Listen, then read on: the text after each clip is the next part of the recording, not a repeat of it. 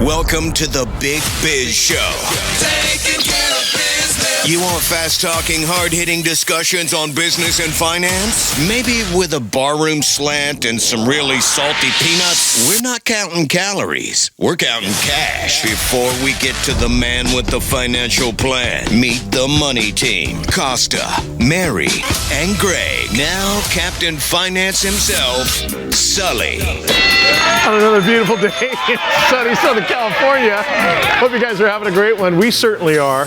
I am voting, and I'm going to petition the powers that be to take that picture of me in that small. No, that's a great picture. That stays. My favorite. That stays. That's sausage. Were you at the Ascot shop? In La Jolla, California? You have to buy this shirt because you were pushing maximum density between the top and the bottom. There. Yeah, they are.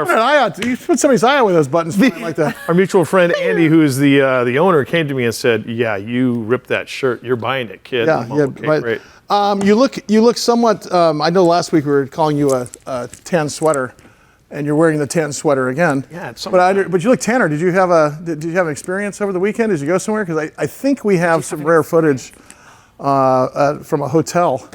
Or are we ready to show that yet, or should we show that tomorrow? I think it's in the editing bay still. Really, okay. I just want to know. I just want to say I don't know what you're talking about. I just want to know why you had a meeting. I mean, it's just catching up with people. You know, they're always saying you got to check in. And that's all I was doing. I just heard tell about some stuff. Okay. Howie Font, our punk-trepreneur, otherwise known as Crash. Hey, Howie, great to have you. I hope you had a great weekend. I have a question for you. You talked to us last week about non-compete agreements. About 30 million Americans have non-compete agreements. In California, we gave up on that boast about 20 years ago because non-compete agreements are not enforceable here in California. It's basically under the guise of if you spend your time at a workplace learning a skill and you start your own business, you should be able to take the risk and start your own business because learning a skill that you got paid for doesn't necessarily mean that you stole it. It means that you went through life and learned some skills. Now, on the other hand is you come in one day, figure out how the sausage is made or figure out how the KFC chicken is made and quit the next day and start your own thing. That's another story. Talk about the difference because the FTC is square in the bullseye on this regarding regarding not NDAs, but non-competes. Talk about that. Yeah, well, you're bringing me right there by mentioning NDAs or non-disclosure agreements and then trade secret laws. So even though non-competes are now not going to be allowed in the rest of the country in the states that don't have rules on it, you still can have an NDA and you still have trade secret laws protecting you. So someone can't take the 7 herbs and spices and bring it to the next place. Is it 7 herbs and spices? Oh, excuse me, hold on. We have a correction here, Mike. What's the herbs and spices again? It's 11, Howard. 11, okay. It's 11. I might need to be fact.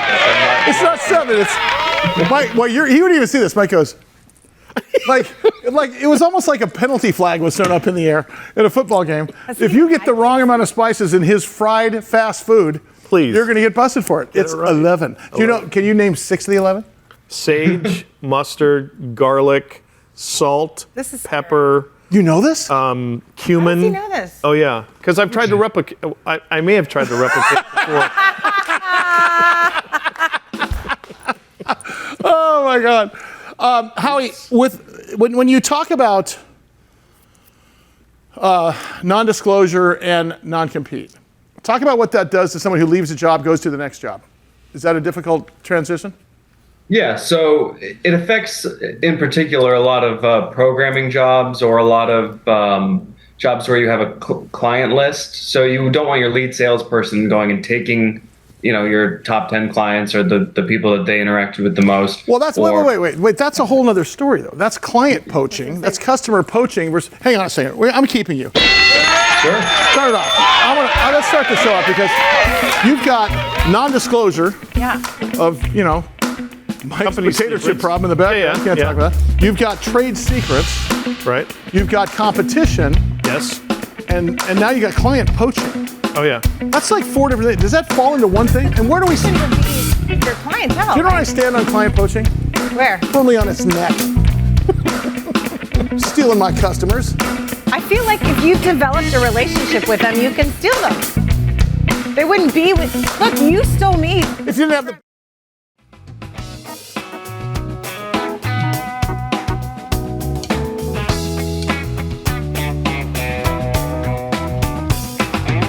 the Big Biz Show, rolling on what is right now a clear, cold, and windy Southern California. We are in the Loft 100 studios. Mike Costa and Mary Burt Godwin with you. Can you please tell me what you just told? Please tell America and also our friends in Mexico who are watching on Bloomberg Financiero what your middle name is. My middle name is Margarita, but not the Spanish spelling, the Italian spelling, Gherita.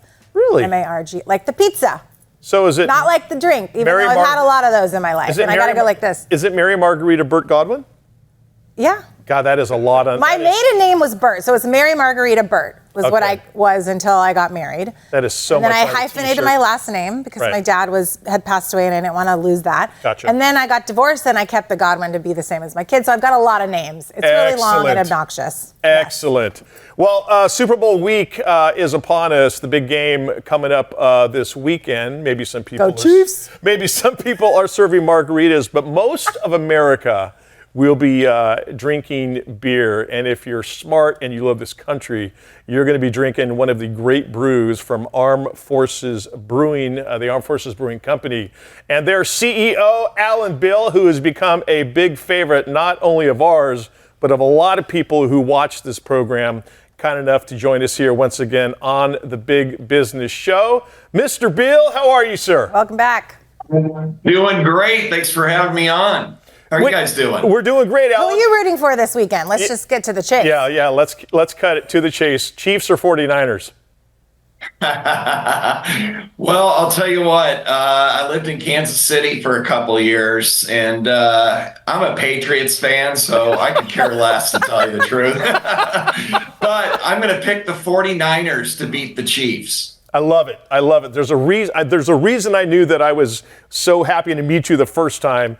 Anybody who goes against the Kansas City Chiefs. Alan, I know recently Armed Forces Brewing just opened up a new tap house. Tell us how that went. We did. It went great. We had our grand opening last week, and it was a great time. We had about 13 new beers on our draft lines, and the place was packed. It was, veterans all over the place and their family members. Everybody had a great time, and we're just so happy to get it open. So do you have plans to open up more? And more importantly, when's the next one coming to Southern California? We do. Our business model, we're looking to open almost a chain of taproom fooderies around the country. Your area is on our target list, too, all right, by the way. Alan, for people who might be watching for the first time, listening for the first time, can you just give them the genesis, how Armed Forces Brewing Co. came about? Sure. We wanted to make beer that tributed military service. We started out in Annapolis, Maryland, home of the Naval Academy. We're just going to be a local craft beer company that made beers that tributed Navy service. And when we put it out there on social media and out in the market space, we had veterans and active duty from all branches asking us, "Where's our beer? Where's our beer? Where's our beer?" So we went back to the drawing board and created Armed Forces Brewing Company and put it all under one umbrella. And here we are today, Walmart, Sam's Club, Winn-Dixie's. We're going into chains, national distribution, and global export. Wow. We had such a great response to the last time you were on the show, and we did get a couple emails, and one in particular stood out to me, and it was asking about non-alcoholic beer. Is that something that is on your agenda or do you have one already? It is on our agenda, and there's a story behind that. Long story short, we give back through our success. We give back to a lot of veterans organizations like the John Daly Major Ed Heart of Lion Foundation and Coda Vets. Our focus is on PTSD and veteran homelessness. Not every veteran or active duty member should be drinking. And technology today in the brewing industry has made huge leaps to where you can get to a true zero non-alcoholic beer. Wow. We've got one coming out later this year called About Face, and we're excited to get that out. He is the CEO of Armed Forces Brewing Co. Go to the website armedforcesbrewingco.com to learn about the whole company, the great people. I know, Alan, a ton of veterans former individuals who served in our armed forces now work in the company. Recently, there was a second stock offering as you continue to raise funds for the company. How's that going? Oh, it's going great. Our first round, we raised $7.5 million. We went and bought this huge brewing facility in Norfolk, Virginia. We're on our second round, and we've almost got 10,000 shareholders in our company right now that own this with us. Is it a situation, and I realize that a company, let's say like Bud Light, is trying to rebound from some negative press the last year and a half. How did that affect Armed Forces Brewing Co.? Did you see a lot of people maybe rebounding, pivoting to your brand because of it?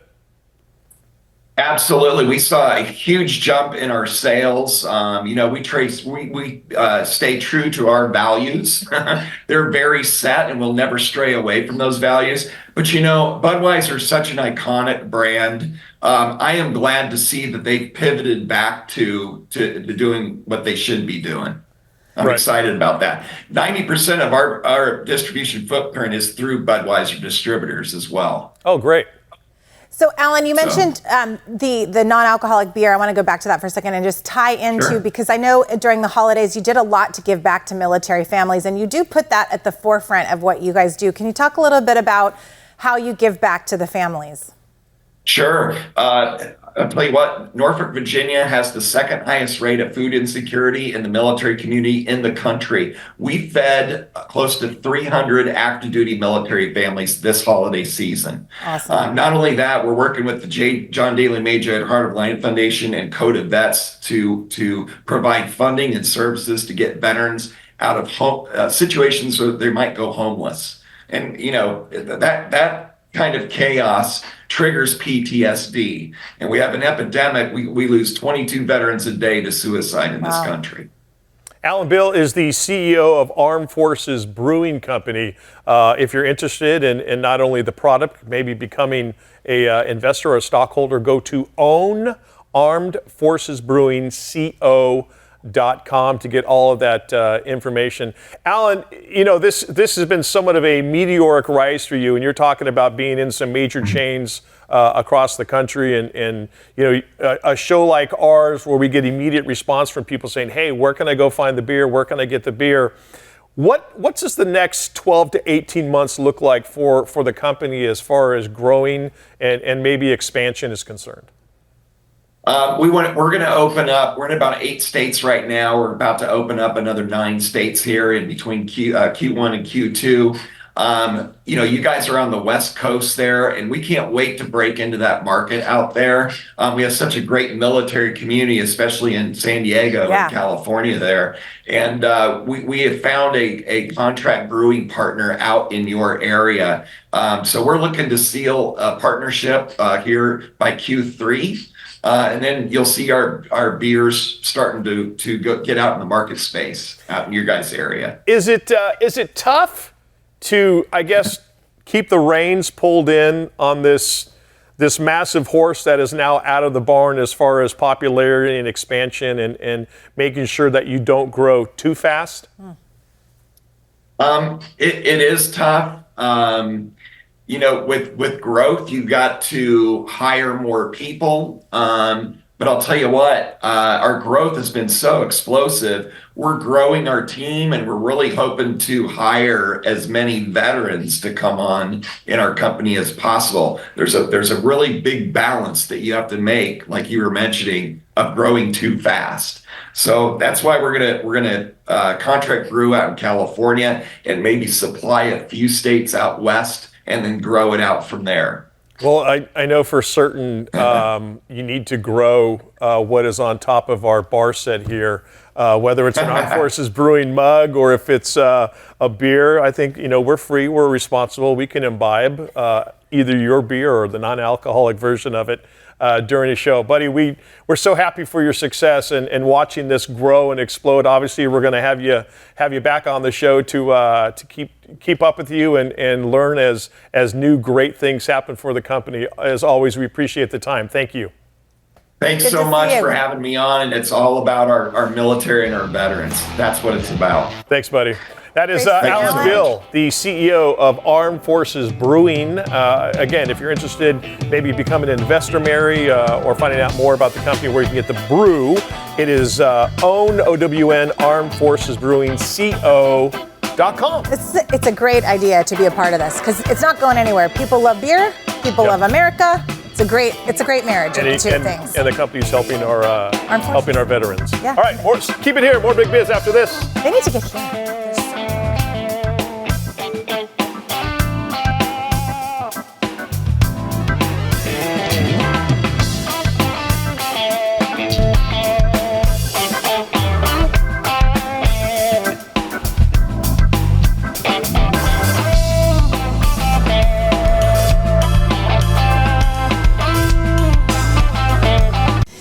So what are some of the pitfalls that maybe some businesses might run into when they're looking at distribution? Yeah, they're constantly underestimating, believe it or not, the ease of it or the importance of it. It's execution. Execution is so very important, but if it's not on shelf, it's not for sale. Yeah. Nobody cares about Marion Roberts juice if it's not on shelf. Right. So distribution trusts us, and so does retail, and our team is incredible.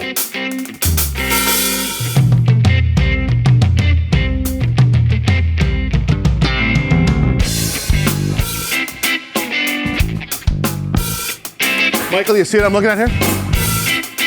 That is the sleep apnea before and after treatment, which we'll be spending some time. Remember we were talking earlier in the program, have you called Vivos?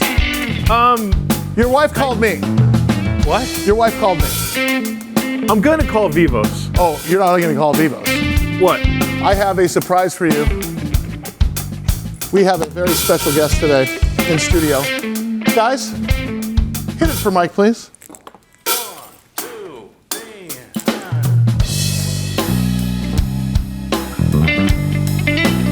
Recognize the song?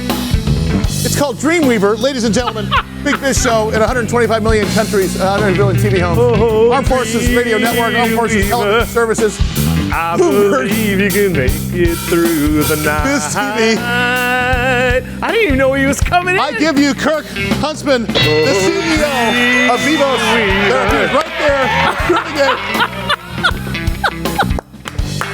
Mind you, All right, man. Oh my! So that's why you didn't give me the guest sheet. Oh, dude, this That's is huge. Kirk Huntsman in studio, CEO of Vivos Therapeutics, stock symbol VVOS, and you can go to vivos.com. Sorry, your wife didn't actually call me. This is actually a very, very pleasant surprise. It saves There you go. email. There you go. So I'm going to give these to him because these are throat samples or esophagus samples or something. Yeah. Here's this. I'm going to let you take over because sleep apnea, we talked about before, is the silent epidemic. Yeah. I don't want to scare you, but I want to scare you, okay? Because you mentioned a number of times how this affects so many millions of people across the world, not just Americans. But people are dying by not getting it treated just out of nowhere. It's right? a billion. Billion? A billion people around the world that suffer from sleep and breathing disorders, including sleep apnea. It's terrible. So define sleep apnea for people who don't understand. Well, sleep apnea is when your airway literally is obstructed and collapses, and you cannot breathe. So what happens is that when that lasts for at least 10 seconds, it's registered as an apnea event. Okay. They count those up and they give you an index to see how severe this is. So basically, how many times you stop breathing in an hour or a minute while you're sleeping? Yep. And that gives them a sense, the doctors, it gives them a sense of whether you're mild, moderate, or severe. If you're doing that more than 30 times an hour, you're severe. If you're doing it 15 to 30 times, you're moderate. But any of those things is a problem because your oxygen, your blood oxygen desaturates, all your systems start to break down, your endocrine system changes, all these things start to happen. None of it's good. And when that happens time after time after time, night after night, your health just goes into the toilet. You know, what's interesting is my dad is a skinny little guy, always has been, and has had sleep apnea as long as they've been. So this is not a function of being a giant out of shape person or being No. a skinny out of shape person or in shape. It's just a genetic thing, or it's a physiological thing more than anything. Physiological thing. It's not always. Sometimes it might be. There's genetic propensities. For example, certain genetic phenotypes, like Asians, African Americans, they tend to have more obstructive sleep apnea because of the phenotype of the structure of their skulls. So this is a biological thing. It is. So I remember on TV the other day. Yeah. You had these two. I don't know if I'm holding it right, but you had these two models or molds of airways, right? This happens to be. Explain that. Yeah, this happens to be the airway of a 59-year-old Asian male, and turn it sideways because I want them to see. If you think about it, so this is the apertures that kind of go into your nasal cavity. This is back here. When you lay back in a supine position, imagine that this is the soul. There's not a lot of room. Not a lot of room, and that collapses. That's an apnea. Okay. Now, wait a second. Yeah. So you guys at Vivos have created a device, an FDA-approved device. Oh yeah. We've got that is a mouth appliance. Oral appliance. We call them oral medical devices. This right here is the world's only FDA-cleared oral device. This is what we're going to do to you, by the way. Game changer. We're going to take your dilapidated and miserable, ugly lazy little airway, and we're going to turn it into a big, beautiful one. This is about 15 months of treatment, a 59-year-old male. Now, how does that? So that has changed the physiological shape of that. How does it do that? So the key here is that when we change the size and shape of your palate and your oral cavity, we impact the relative position of the tissues which define the airway behind it. And so your airway goes literally from being this and prone to collapse to this. Well, it's even wider. Yeah, it's wider, right? Wider. Yeah. So the whole thing blows up, and it stays that way. It's patent. Kirk, that's what's really important. This is one of those things where, and I actually we have a mutual friend who's a 12-year veteran. Yeah. Offensive lineman in the NFL. Our good buddy Mike Goff, and he saw the episode that you were on. Yeah. And he said, "Hey, are you going to call him, right?" And I said, "Well, yeah." He goes, "Because I have sleep apnea." Almost every NFL player has sleep apnea. And anytime you have a neck size of 17 inches or more, which is how many males don't have that? Exactly. Anytime you're 96% have OSA. And when Mike talks, it's coming back. One of the things that I was thinking of the first time we had you on was, does the NFL have an official sleep apnea device or one that works? Yeah. Not just, hey, we got a bunch of money for for marketing and things like that. So Reggie White is probably the most famous guy who died from sleep apnea. He's got a foundation. His wife carries it on. But there's hundreds of others that have suffered from this condition. Yeah. We've got Judge Antonin Scalia, who died a few years ago. Yeah, was that Harry Fisher? I mean, we've got some amazing. Was that the Scalia one I read about? Yeah. Is he had a couple of pops? Yep. He was traveling and he forgot his travel device thing. Well, he had it with him. He was on a hunting trip in West Texas, and he forgot to turn it on. I don't know if he was drunk. I don't know what happened, but he didn't turn it on, and he didn't wake up the next day. Jesus. So you can imagine when that apnea index or that apnea happens and this collapses, it's your brain that suddenly starts to say, you got to wake up, and you get this gasping feeling, and then you're up again. Yeah. But that disturbance of your sleep throughout the night is what really causes it. Big business show. Big business show. Sorry, Sully. Goes on after this.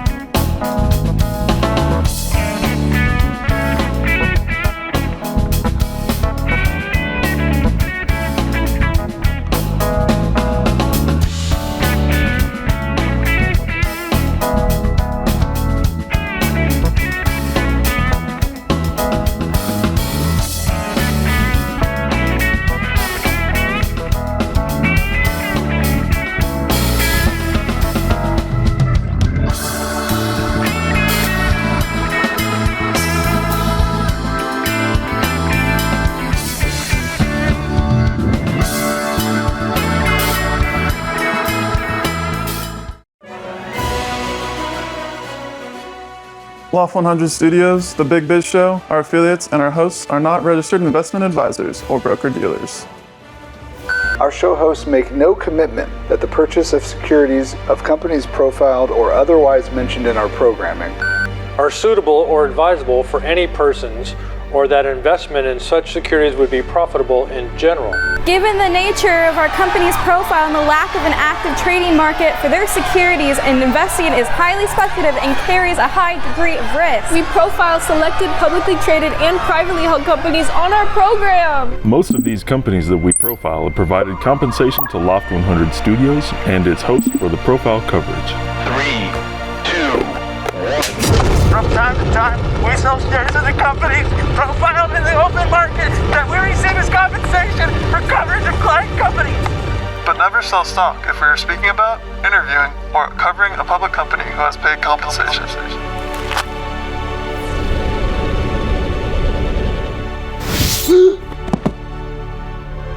Specific questions on compensation can be obtained by contacting producer at sullyandgroup.com. Listeners should verify all claims and do their own due diligence before investing in any securities mentioned on this program.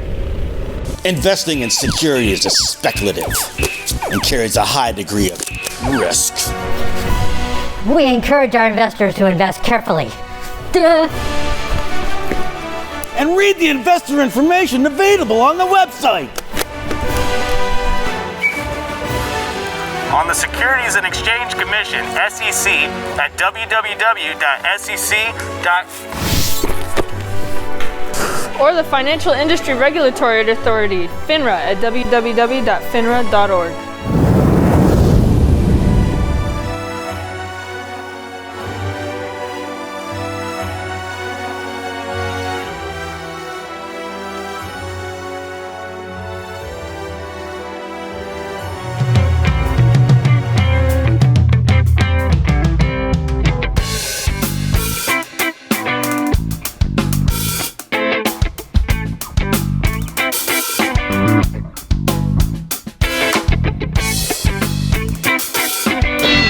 In over 175 countries, all the ships at sea on the American Forces Network, the brave men and women of the United States Armed Forces for what you do, what you have done for us. The Big Biz Show rolls on. Kirk Huntsman is the CEO of a company called Vivos Therapeutics. Everyone's saying that quickly. Vivos Therapeutics. They're publicly traded under the stock symbol VVOS. They're the first ever FDA-cleared oral device treatment for sleep apnea. And guess what? We're such a big deal that we have them on the show. If I was a business with employees, why wouldn't I spend the money, invest in your... You're talking about for work productivity? I'm telling you, because how many people walk in looking like zombies and then figure, I have sleep apnea, but I'll just get through it with coffee, so I'm fine. But you're right. It never gets any better. It's just such a slippery slope. Well, what's happening today is that the medical profession is coming to a bit of an awakening about the total damage that's being caused by this condition. And I had a cardiologist on with me the other day, and he said, sleep apnea is a cardiovascular disease. It's not an airway disease. And these guys are all coming to the realization that sleep apnea is comorbid with almost everything that plagues modern man. Cancer, diabetes, no kidding. Alzheimer's, dementia, depression. I mean, I got a list of 40 different conditions that are all made worse or caused by obstructive sleep apnea. Let's talk about Vivos. Let's talk about talk about FDA clearance that happened. Let's talk about we have tried really hard. We put a lot of money into making sure that we played by the rules. So we wanted to get every regulatory clearance that we could. We have in this, and for example, we just announced recently that Australia, we have clearances for all levels of all obstructive sleep apnea for all of our devices, not just these in the country of Australia. We're getting this around the world, but in the United States, we have the only device cleared to treat severe, and that's where the most damage happens. It's with the severe patients where you start to see the diabetes. It cuts 10 years off of your expected lifespan. And is that the tiebreaker? Is that what makes you bigger, better, faster, stronger? Is that what gets you to market leader? There's two things. There's two things. We want to play by the rules, and we also want to introduce a different way of doing this. 95% of all OSA patients are given a CPAP. OSA, obstructive sleep apnea, right? They're given a CPAP. You got a CPAP. What do you do with that? You wear it every night? Hell no. No. No, right? I sound like an idiot saying it, but no, I don't. No. It's uncomfortable. Do you ever wear it? Once in a while, but does it end up all night? It's just, yeah, it's not sucks. sexy either, right? No, it's not. No, it's not, right?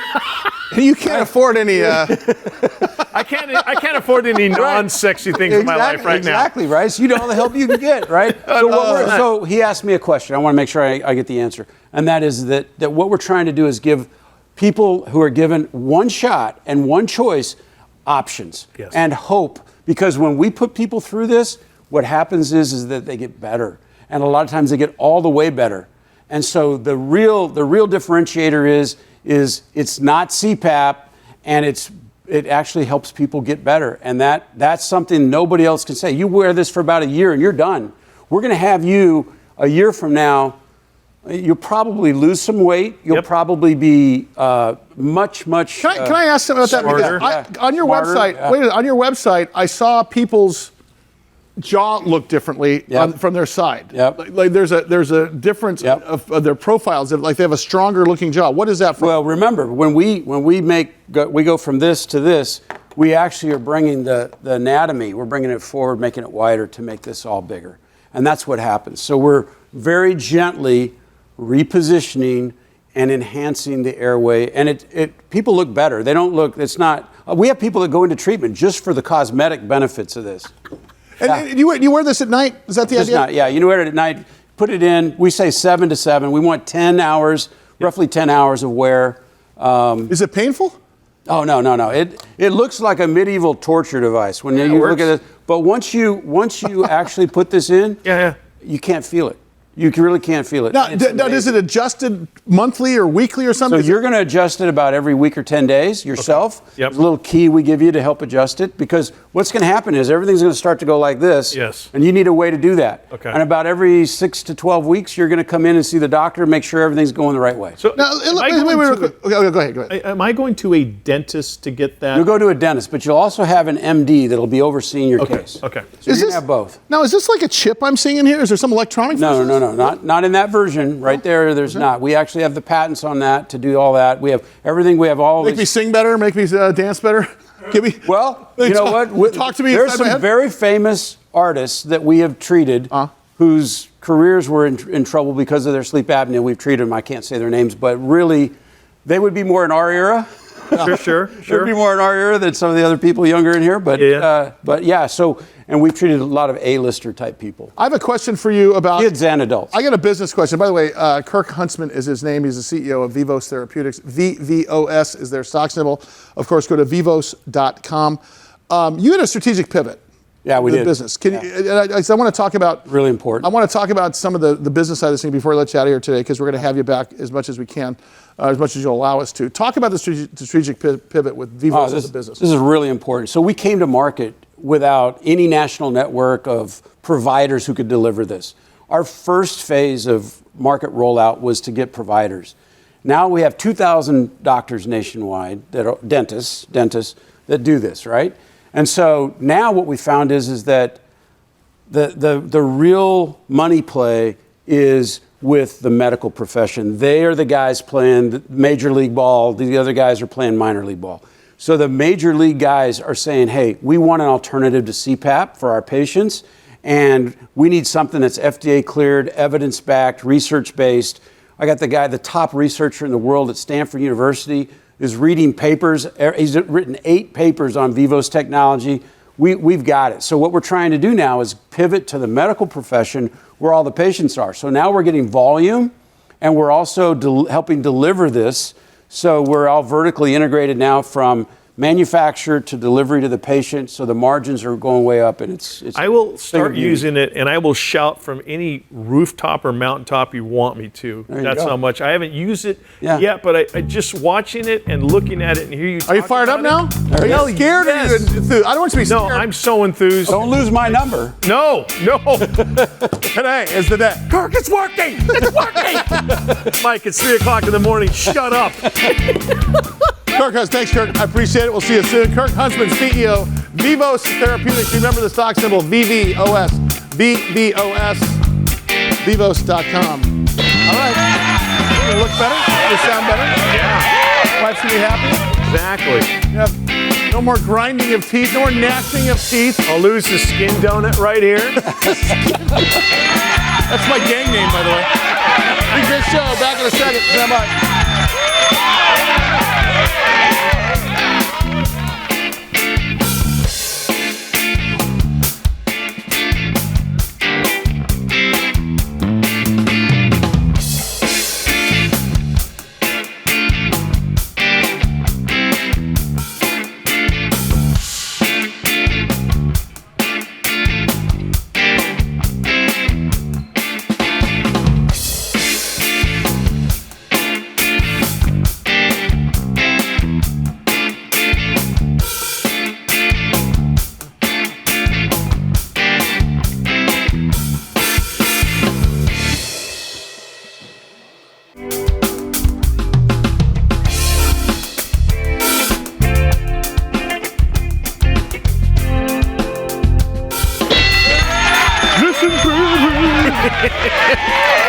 Wherever you're watching, wherever you're listening, thank you for being along the ride here on the Big Biz Show. Coming live from the Loft 100 studios in sunny Southern California. The Day Trader Trio ripping it up as usual. I'm Costa. And the man right there is Sully. What is it about Michael McDonald music that just gets you? Right, his voice is so singularly unique. It's like, but it's also like there was a female singer at the same time. I forget her name. Love you, baby. No. You played with her. Anita Baker. Anita Baker. Oh my God. You played with Anita Baker. Oh. Yep. Jonathan Javitt, our good friend and of course CEO, chairman of the board, founder, director, and chief scientific officer of NRX Pharmaceuticals, stock symbol NRXP. They are dealing with a number of things, including suicidal ideation, including ketamine. They've got Hope Therapeutics.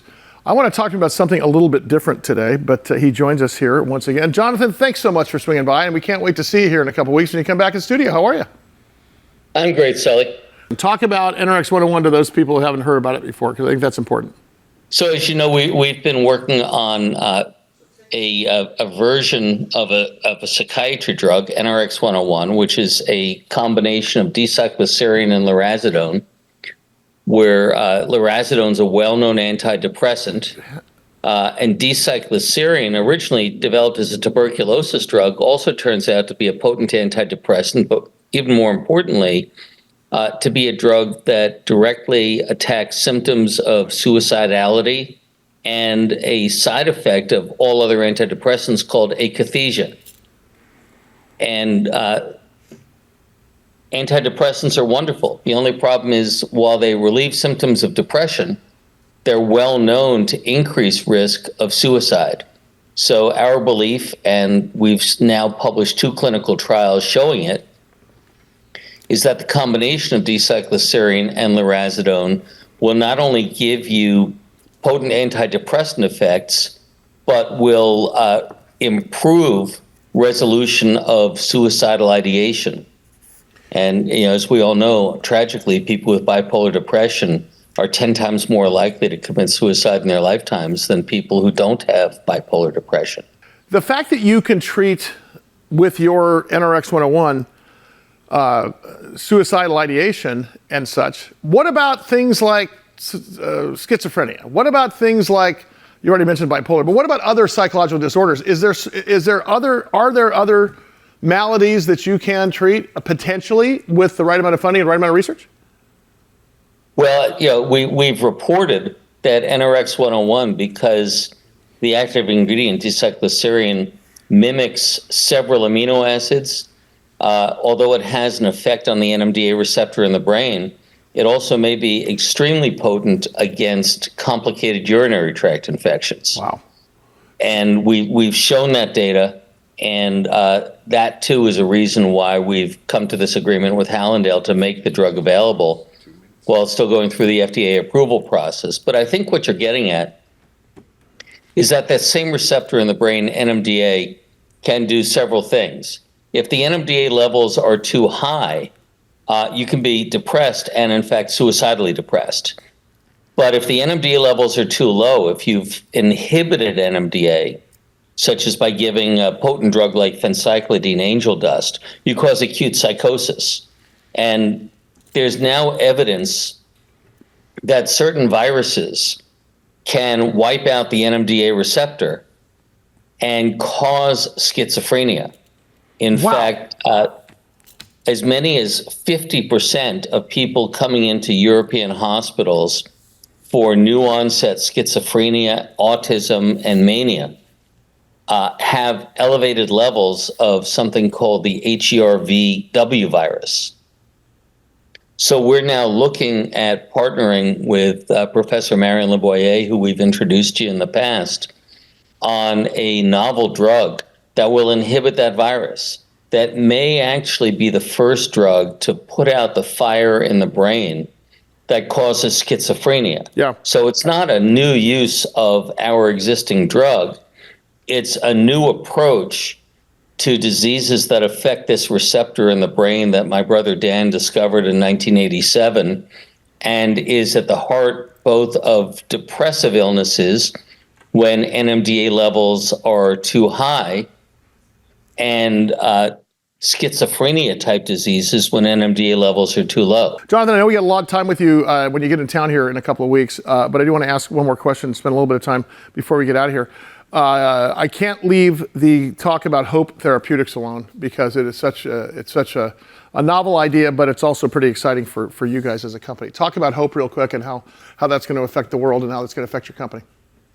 So as we've done our work to bring ketamine through the FDA as a potent intravenous drug to reverse suicidality, really in a matter of hours. You know, everybody knows about ketamine because it's been widely talked about in the press. When you abuse ketamine, especially if you do it in a hot tub, it can be lethal, as we saw with Matthew Perry. Right. We've come to realize that there are very few places that know how to use this drug properly. And although there are people on the street corner, on the strip mall, who will do ketamine drips on Monday and vitamin drips on Tuesday, really high quality clinics that can offer a continuum of mental health care that includes appropriate use of ketamine are few and far between. So we've set up Hope Therapeutics to build a nationwide network of what are going to be best in class facilities that can treat suicidal depression using ketamine and other modalities such as TMS, transcutaneous magnetic stimulation, digital therapeutics. Yeah. And that's what Hope's in the business of doing. And as we showed our investors a couple of days ago, we're now in the process of acquiring with debt financing. We're in the process of acquiring the first dozen clinics that are going to be the flagships for what we hope will be a nationwide network of hundreds of clinics. Because right now, somebody who's acutely suicidal, they've got no place to go but the nearest emergency room. Well, that's right. When they get there, there's going to be a security guard locking them in a room. They're probably going to be offered inpatient psychiatric hospitalization. And there are a lot of people who'd rather die than be treated that way. That's horrible. Dr. Javitt, always appreciate it. Can't wait to get you back in studio. We'll see you soon. Thank you for the time again. Dr. Javitt, of course. Dr. Jonathan Javitt, founder, director, chief scientific officer, CEO, founder, NRX Pharmaceuticals. Stock symbol NRXP, doing some really good, you call it God's work for a lot of people with depression. All right, more Big Biz coming up next. Keep it here.